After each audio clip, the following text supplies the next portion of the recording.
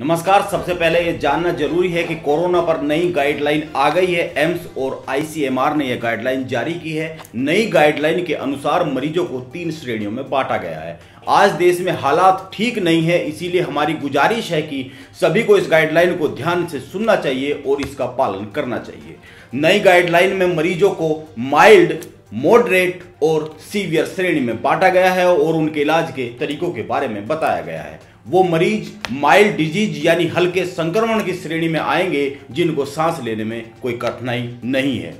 Moderate श्रेणी यानी गंभीर संक्रमण में वे मरीज आएंगे जिनका ऑक्सीजन स्तर कमरे की हवा में 93% और 90% के बीच में बना हुआ है। सीवियर यानी खतरनाक श्रेणी में वे मरीज रखे गए हैं जिनका ऑक्सीजन स्तर कमरे की हवा में 90% से कम है।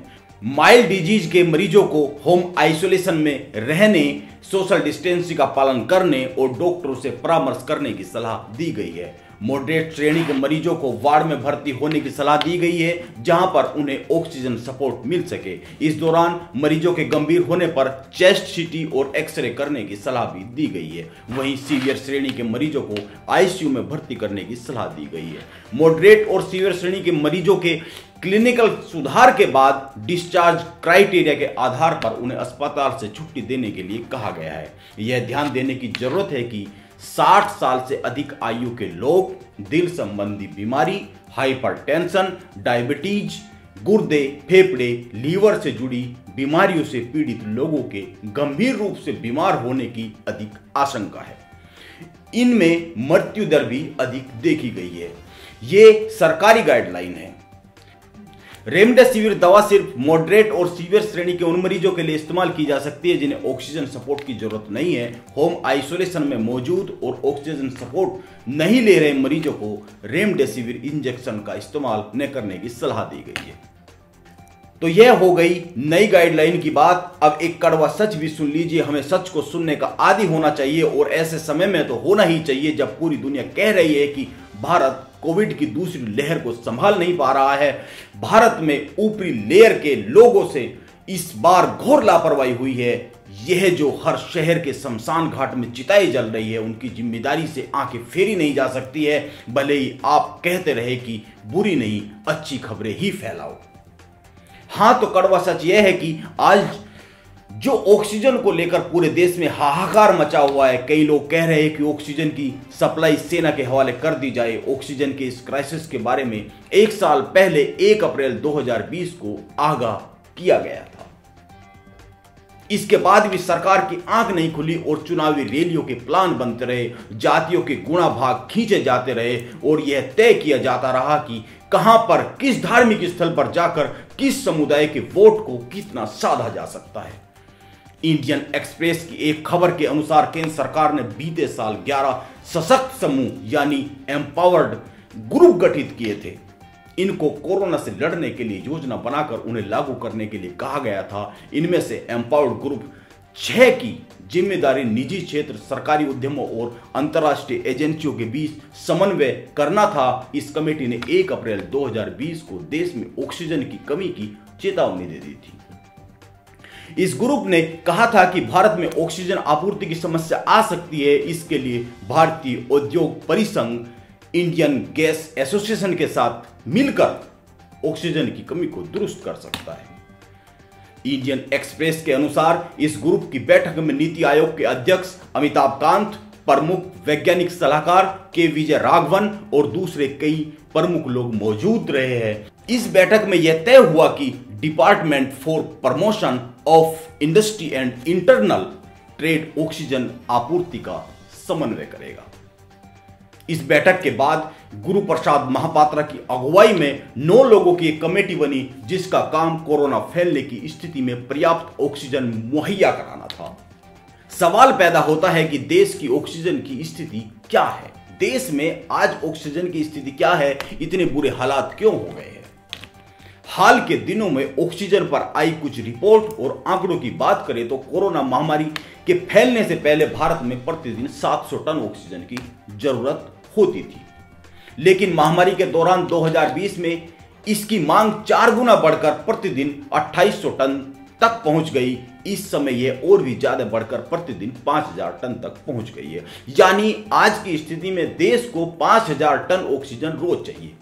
यह जान लेना जरूरी है कि महामारी से पहले 70% ऑक्सीजन का इस्तेमाल अलग अलग उद्योगों में होता था, लेकिन अब सरकार ने बस आवश्यक उद्योगों को छोड़कर बाकी सब में ऑक्सीजन की आपूर्ति रोककर उसे सीधे अस्पतालों के लिए उपलब्ध कराने का आदेश दे दिया है। चिकित्सा के लिए इस्तेमाल की जाने वाली ऑक्सीजन देश में कोई नियंत्रित उत्पाद नहीं है, बस इसका दाम राष्ट्रीय फार्मास्यूटिकल्स प्राधिकरण तय करता है। हालांकि इस समय इसकी आपूर्ति केंद्र सरकार ने अपने हाथों में ले रखी है। कुछ रिपोर्ट्स के अनुसार देश में इस समय प्रतिदिन 7000 मीट्रिक टन ऑक्सीजन का उत्पादन हो रहा है, जबकि मांग केवल करीब 5000 मीट्रिक टन ही है। इस लिहाज से देश में आवश्यकता से ज्यादा ऑक्सीजन उपलब्ध है। फिर दिक्कत क्या है? संकट है तो ऑक्सीजन को सही जगह पर पहुंचाना।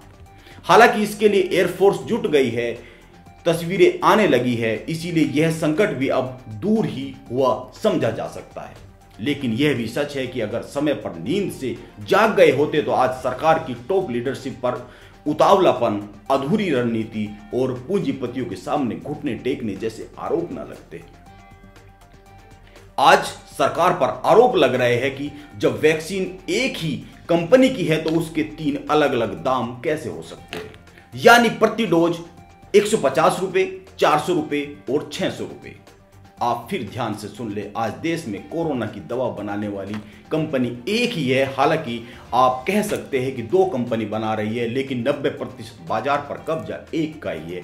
इसे आप इस तरह से भी समझ सकते हैं कि सरकार ने दोनों कंपनियों को 4500 करोड़ रुपए दिए हैं, लेकिन ध्यान रहे कोविशील्ड का उत्पादन करने वाली सीरम इंस्टीट्यूट के लिए इसमें से 3000 करोड़ और कोवैक्सीन का उत्पादन करने वाली भारत बायोटेक के लिए 1500 करोड़ रुपए दिए गए हैं। यानी कि पैसे देने में इतना अंतर है। इस तरह से कोई भी समझ सकता है कि 90% बाजार पर एक ही कंपनी का कब्जा है। ऐसे में आपने उसको खुली छूट दे दी है, आपने रेट ओपन कर दिए, खुले बाजार में कर दिए। और क्योंकि वैक्सीन जिंदगी के लिए बहुत आवश्यक उत्पाद है, कंपनी अपनी एकाधिकार की शक्तियों का दुरुपयोग कर सकती है। कल्पना कीजिए ऐसा हुआ तो क्या होगा। आज आप वैक्सीन के रेट पर जो तमाम रिपोर्ट आ रही है, इस देश के जो बड़ा बुद्धिजीवी वर्ग है, जो बड़े लोग हैं, वो कह रहे हैं कि ये सरकार का बड़ा ऐसा फैसला हो गया है जिसके बहुत बुरे परिणाम सामने आ सकते हैं। सवाल तो बहुत सारे हैं, लेकिन इनमें से केवल एक ही समझ ले, केंद्र सरकार को वैक्सीन का 50% हिस्सा मिलेगा, वह भी बड़ी छूट के साथ। यह केंद्र को 150 रुपए में मिलेगी, जबकि राज्य को 400 और निजी अस्पतालों को 600 में मिलेगी। अब केंद्र इसको किस राज्य को देगा और किसको नहीं देगा, यह केंद्र सरकार के हाथ में है। राज्य से 400 रुपए में खरीदेंगे, कंपनी एक ही है, यानी प्रतिस्पर्धा नहीं है, कंपटीशन नहीं है, उसे किसी का डर नहीं है। आप थोड़ा सा और गहराई में चले जाइए, मेरे कहने से चले जाइए, आप समझने का प्रयास कीजिए। राजनेता जैसे जातियों में भेद करके वोट पाते हैं, यह वैक्सीन के रेट का भेदभाव कर नोट पाने की नीति तो नहीं उपजाई जा रही है। आप जनता है, आपको नजर रखनी चाहिए, क्योंकि 5 साल में 3 बार तो आप वोट देते ही देते हैं। एक बार देश की सरकार बनाने के लिए, एक बार राज्य का मुख्यमंत्री चुनने के लिए और एक बार गांव का प्रधान बनाने के लिए। आप महत्वपूर्ण है, इसीलिए हर लूट की निगरानी आपकी जिम्मेदारी भी है। अगर आज के सवाल की बात करें तो आपको हम रोज एक सवाल पूछते हैं और उस सवाल पर आई प्रतिक्रिया आपके साथ शेयर करते हैं। अब अगर आज के सवाल की बात करें तो आज का सवाल बहुत ही साधारण सा था। आजकल एक लाइन चर्चा में है, प्राण जाए पर पीआर यानी प्रचार ना जाए। यह लाइन किस पर सबसे ज्यादा सटीक बैठती है? प्रतिक्रिया कुछ इस प्रकार आई, 59% लोगों का कहना है यह नरेंद्र मोदी पर सटीक बैठती है, और 30% का कहना है कि यह ममता बनर्जी पर ठीक बैठती है, और 10% का कहना है कि राहुल गांधी पर ठीक बैठती है, और कुल 1% का कहना है कि योगी आदित्यनाथ पर यह लाइन सटीक बैठती है। क्या वाकई मोदी जी को अपनी छवि को बचाने की जरूरत आन पड़ी है? इस पर हम कुछ नहीं कह सकते हैं। अंत में मैं जो बातें कहने वाला हूं उससे पहले आपको कुछ जानना जरूरी है, क्योंकि बगैर प्रमाण के बात कहनी नहीं चाहिए। चुनाव से पहले तमिलनाडु में रोजाना कोरोना के 500 से 600 मामले सामने आ रहे थे। वहां अब रोजाना 11,000 से ज्यादा मरीज मिल रहे हैं।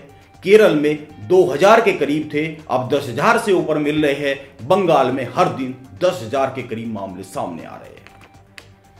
मैंने ये आंकड़े इसलिए बताए हैं क्योंकि अंत में जो मैं कहने जा रहा हूं उनके लिए ये आंकड़े बताने बहुत ज्यादा जरूरी थे।